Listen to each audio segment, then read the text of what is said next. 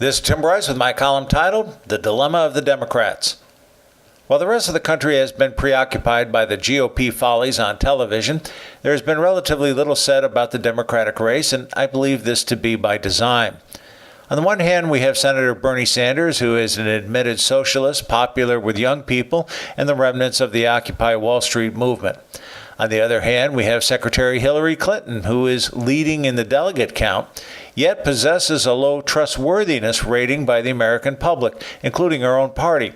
For example, a recent Quinnipiac poll shows 67% of voters do not find Mrs. Clinton honest and trustworthy.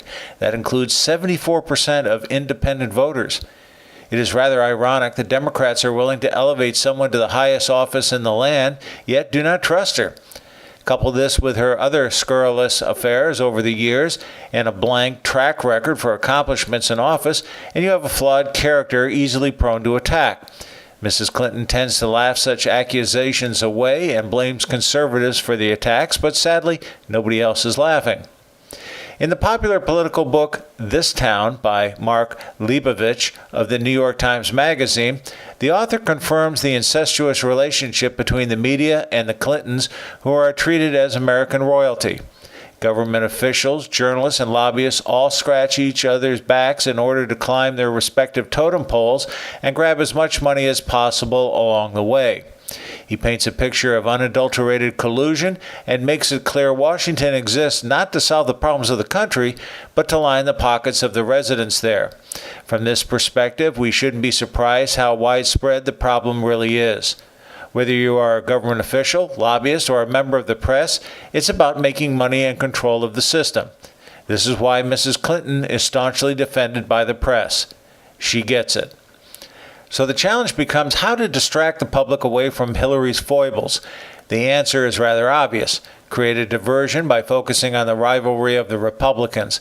By doing so, not only does the public overlook Mrs. Clinton's indiscretions, it causes a serious rift in the GOP.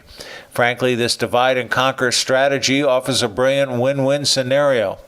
Added to this is a takedown of the businessman Donald Trump, who is the one person, an outsider, who could potentially disrupt the system in Washington. We have already seen the media pull out the stops to knock out Mr. Trump, such as creating misinformation about his Trump University, his bankruptcies, and any other trivialities designed to assassinate his character. Remarkably, he keeps winning in spite of all of this. The biggest fear of the media and the Democrats is that Mr. Trump might very well become the Republican candidate and would dice up Mrs. Clinton in a debate. So if you have heard little about Mrs. Clinton's problems, you can thank the media for defending her. If you are a conspiracy theorist, you've got to love the 2016 presidential election. Friends, keep the faith. This is Tim Bryce in Palm Harbor, Florida. Follow me on the internet at timbryce.com.